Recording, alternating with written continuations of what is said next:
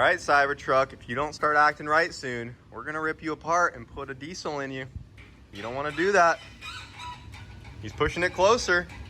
We're serious. We'll do it. So you better start acting right. So 2 weeks ago, I bought the world's first totaled Cybertruck. It was T-boned by a Ford Edge and it caved in both of the doors on the passenger side. When I went to go pick up the Cybertruck though, not only was it damaged from the Ford Edge hitting it on the side, but it also got pushed into a curb that bent the rear tie rod on the driver's side. I had to repair that as well to get it loaded up onto the trailer. Didn't think much of it, and we ended up getting the Cybertruck back home to Florida, and we wasted no time getting this thing back up and running. We got it up on the lift to get the pyro fuses replaced because when these Teslas get into a bad enough accident, they blow the pyros and they need to be replaced for the car to work once again. After we got the Cybertruck lowered back down, we also found out that it had a bad 48-volt battery. It had went dead after sitting for so long, and that was also required for it to drive. Luckily, a Tesla dealership nearby had one available, and I bought it. After we plugged that back in, we did get the Cybertruck moving once again. But it was in a limp mode that only allowed it to go 4 miles an hour, and it had a big red warning on the screen that said critical steering issue detected. After talking to some people that know more about Teslas than we do, we found out that we should probably recalibrate all of the steering, and we also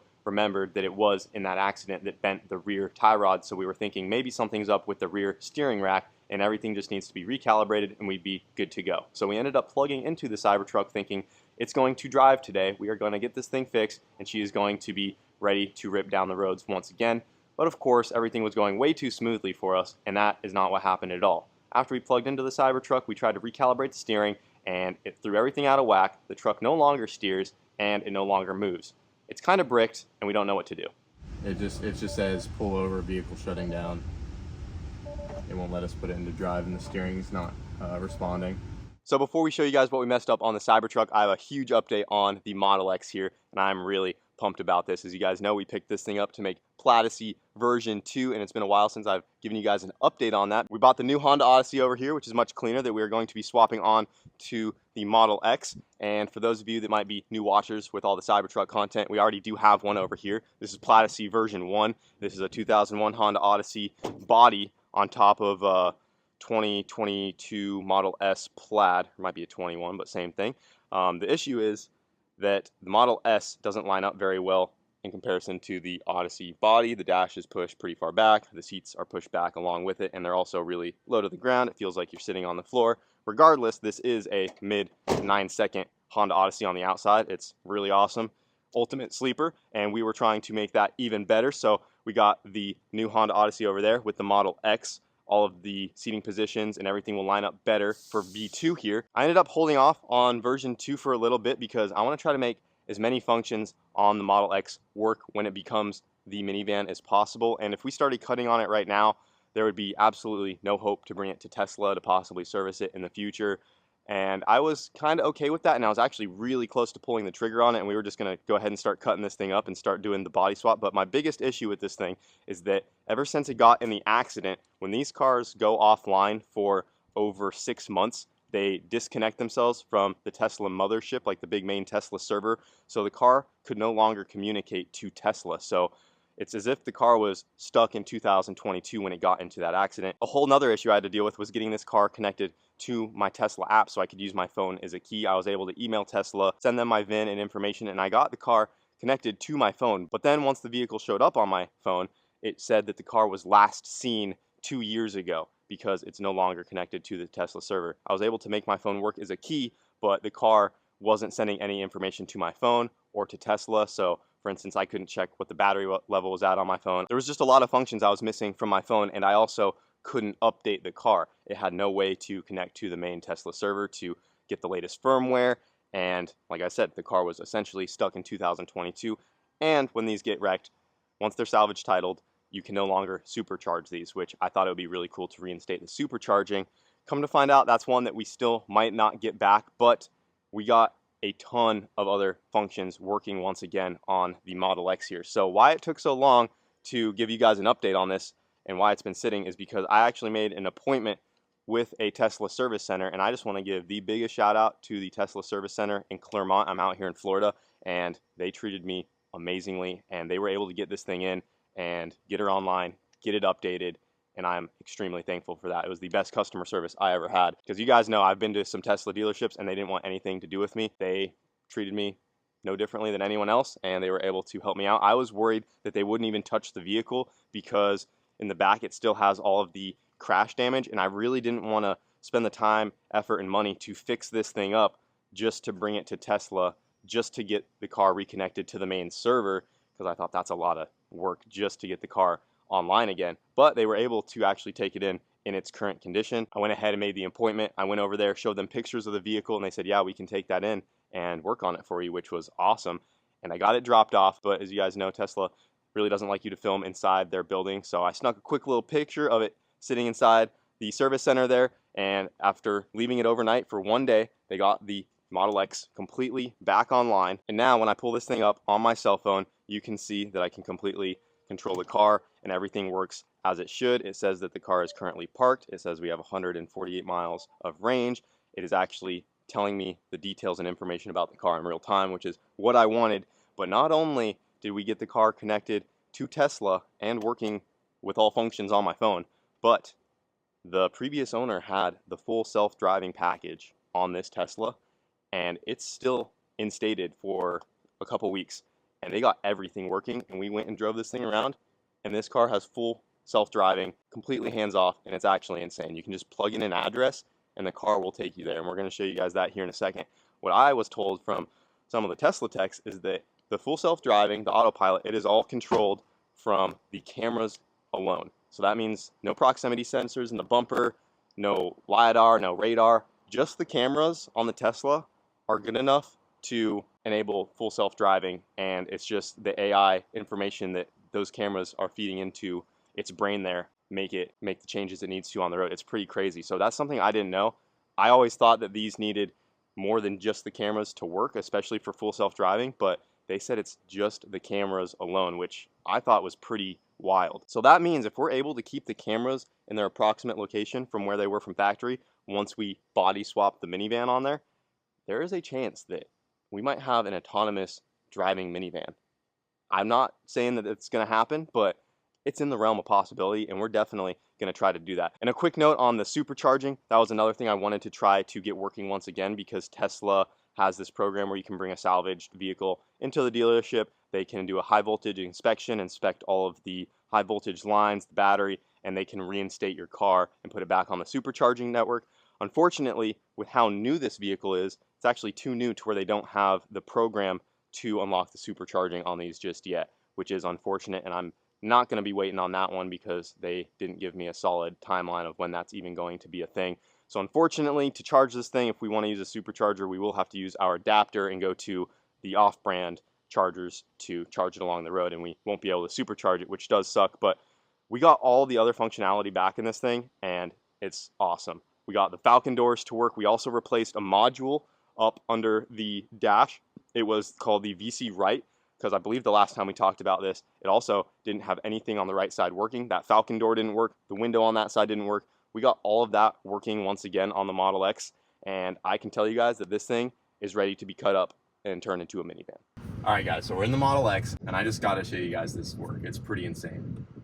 So we are in navigation, and I'm just going to type in Taco Bell, because you know us, we like to make our Taco Bell runs. We got this Taco Bell right here.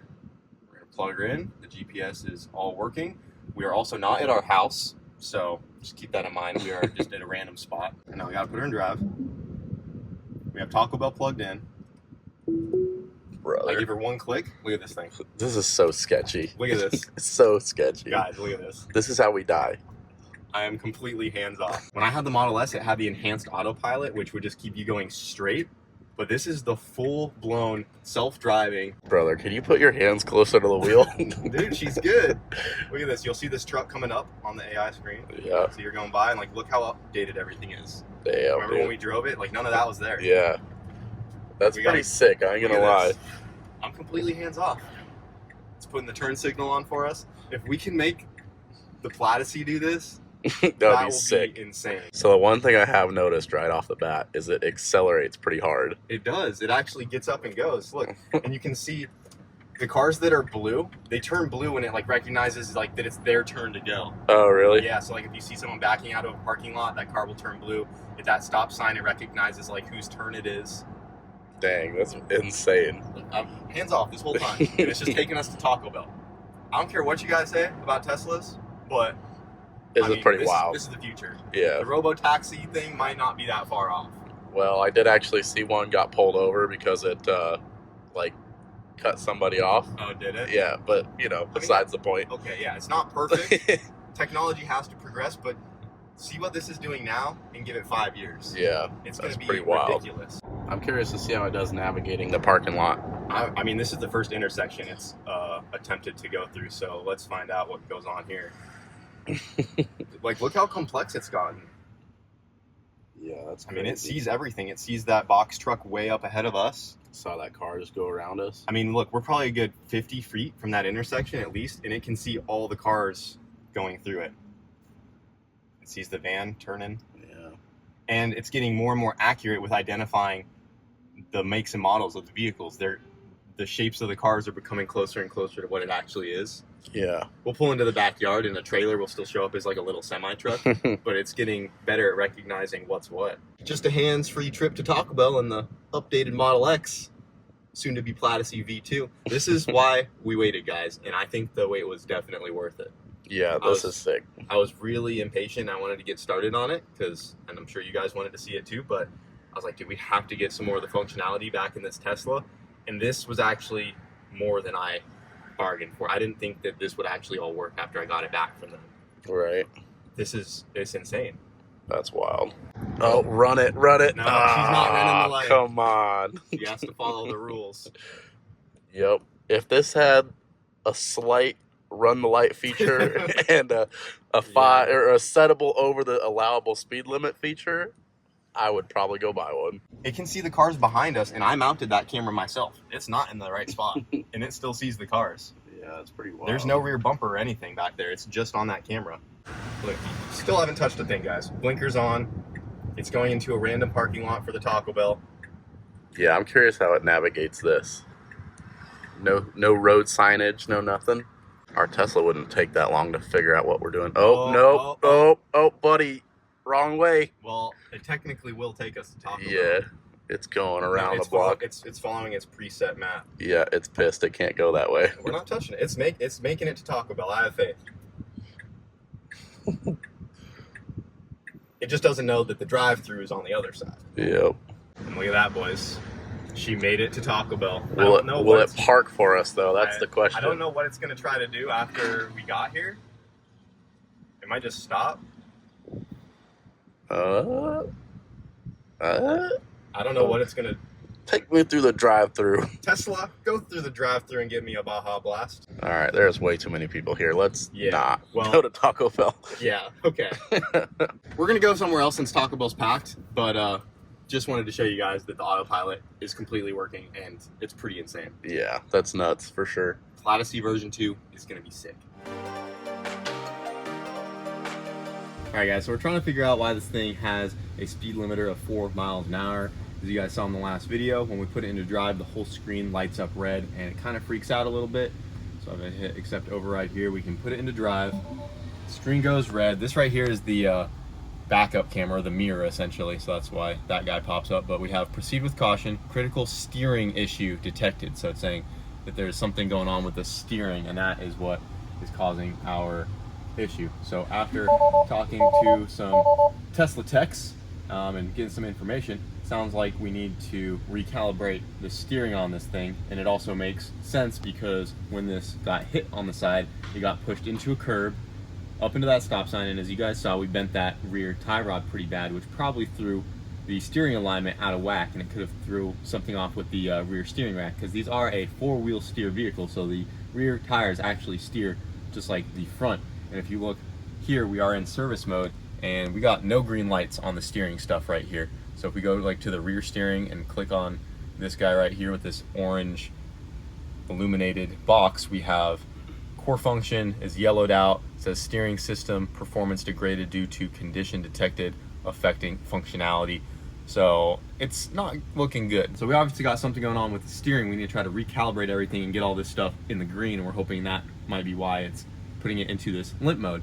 The issue with that is we have no way of doing it through the screen here itself. What we're gonna have to do is rent Tesla Toolbox, which is the software that allows you to plug into these and do a little bit more than what you can just do on service mode here on the screen. The other problem is we don't even know if Tesla Toolbox is available to the Cybertruck yet. These are so fresh that we don't know if they are even allowing third parties to plug into them and do any of these changes.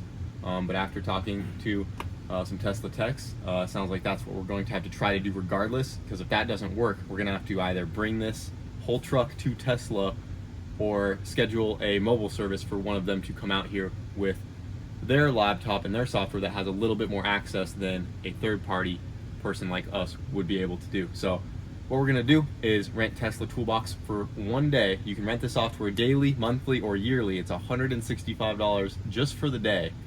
And we're gonna see if we can plug into this thing and calibrate the rear and front steering. So once we plug into Tesla Toolbox, this should put us into what is called a service mode plus. And then when we click on this, it should actually pull up an option on here that will allow us to calibrate the front and rear steering. So that's what I was told from a Tesla tech. We're gonna go ahead and try to plug into it and see if we can get all that squared away. What we have here is a Ethernet cable, and we have a OBD2 to Ethernet adapter. All you gotta do is take this guy and plug it in to the Cybertruck just like a regular car. It has a OBD2 port up here on the driver's side, like so.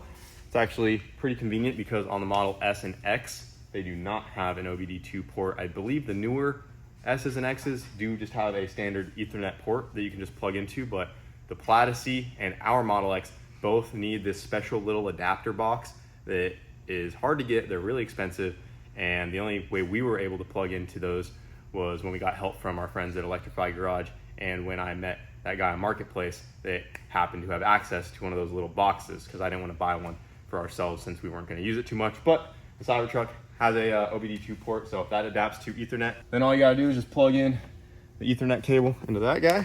And then I got my tuning laptop right here. Normally this guy is tuning turbo cars, but today it's plugging into an EV. And I got this little adapter right here since it doesn't have a Ethernet port. The tuning laptop is officially gonna be working on EVs now. Yeah. This laptop's gone pretty quick, you know, that poor little thing. She does it all. She might be small, but she gets it done. Small but mighty. Small but mighty.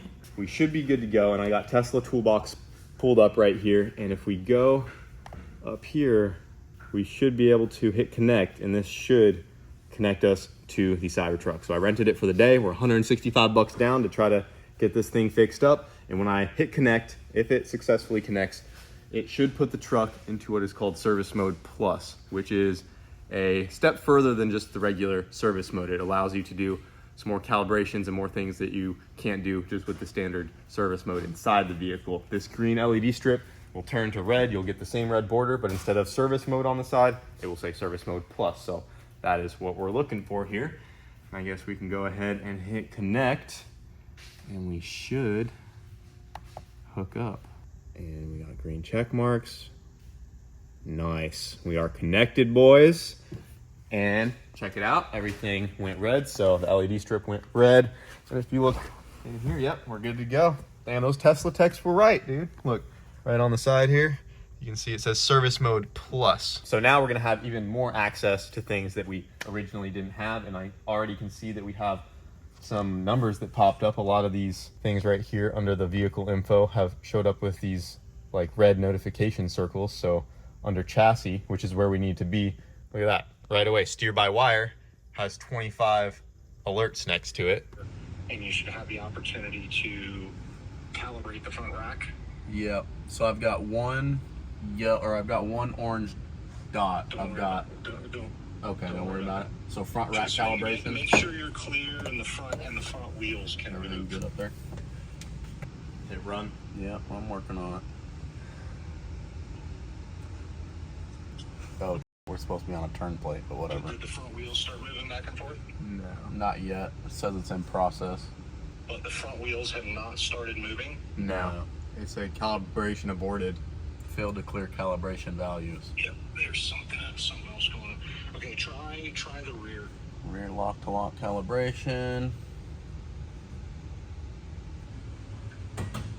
Oh, that one said it calibrated, but did anything move? It said it calibrated, but nothing moved. Okay, and then set hand wheel 0. Does the wheel need to be zeroed before I do this? No, just Okay. just follow the screen. I think it's going to tell you to set it perpendicular to or parallel to the horizon. Well, that one is in progress for a minute. You have the truck powered up while you're doing this, right? Yeah. Yeah. Okay. That one aborted. It said calibration aborted. Click on the center section, so you're not clicking on the front rack, you're not clicking on the back rack. The center section of Yep. bubbles, it says hand wheel. Yeah, it's fine center. Fine center and commission. Yeah. Hit that one. See if that one will run. Oh, yeah, the wheel's spinning. So that one failed. So it spun the wheel back to back, went to center, then failed. So that's what bothers me, that it didn't do that. And that is the beginning of this whole process. What we just did right there, that's the very last thing that you do. Gotcha. So we did all 3 things, and the only part of it that seemingly didn't just abort or fail on you was for the rear rack, but the rear rack didn't move. So neither your front rack nor your rear rack moved. Correct. Yeah. So it's got a VC rear, TAS action required. It gives an option to clear a crash event out of the TAS. Why don't you do that? Oh. The back just aired up. So yeah, I've got no more crash event on the suspension. Yeah, we went back to the front rack. It's still doing the same thing. So it's just sitting there spinning, but the front rack is not moving. Yeah, just in Well, progress. Nothing's happening. Yeah. The steering wheel doesn't move. The rack doesn't move. I do not see that.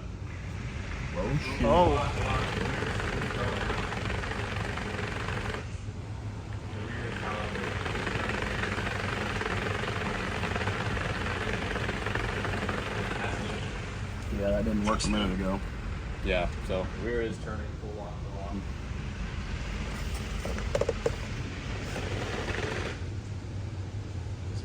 Okay, so after that's done, See if it I passes. want you to power the truck up like you're going to drive it. That passed. The rear passed. Nice. Okay, so power the truck up, key in there like you're going to drive it. Okay. And then turn the steering wheel from lock to lock and see if all 4 wheels turn. All right. Hit the brake. Yeah, try to put it in drive.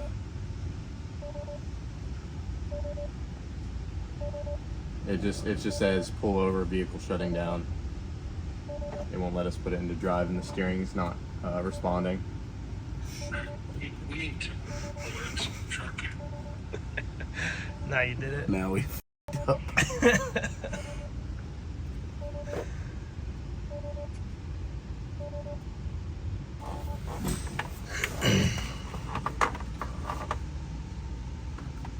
Oh, did it stop? Yep. Okay, finally stopped. The wheel is turning. Yeah, it's still in progress. Failed again. I don't know what. Failed again. Yeah. Well, guys, not how I wanted this Cybertruck video to end off. This thing is just a big old stainless paperweight at the moment. It does not drive, it does not steer. As you guys saw, we tried to get the steering fixed, and I was hoping it was going to be nice and straightforward, simple to do, plug in, bada bing, bada boom, calibrate it, she's good to go. But the Cybertruck had other plans, and it's looking like it is a little bit more serious of an issue.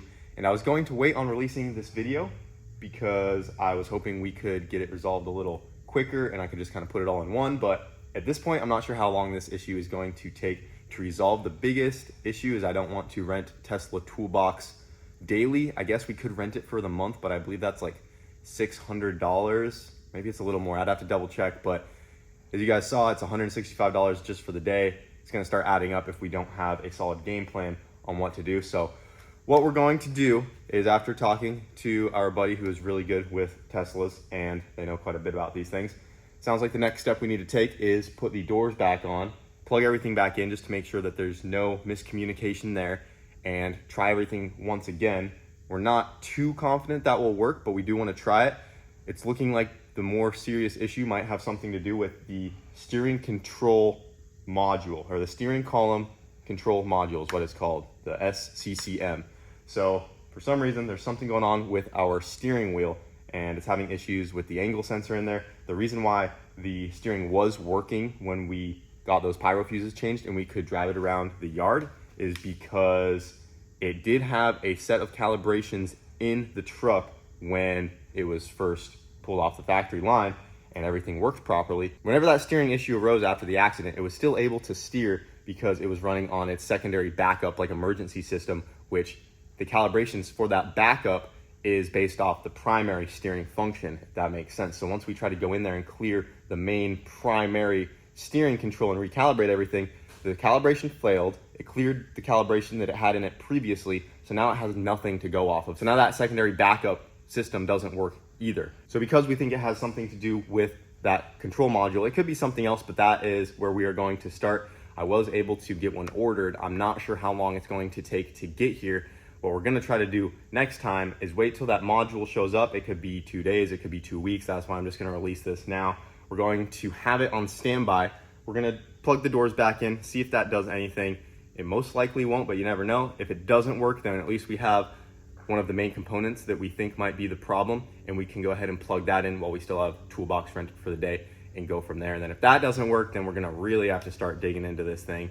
But after talking to these guys and seeing what calibrations it's been failing, it seems to have something to do with that steering column control module. So that's where we are going to end this video. Maybe there's a chance when he was in the accident, he yanked on the wheel a little bit because the control module is actually in the column itself, but who knows, boys. But anyways, guys, that's gonna do it for this Cybertruck video. She is locked up and I will give you guys updates on when we get that module in and go from there. And hopefully that solves our issue. But if not, this thing might be a real headache. We'll see where it goes. Thank you guys for watching, and we'll see you later.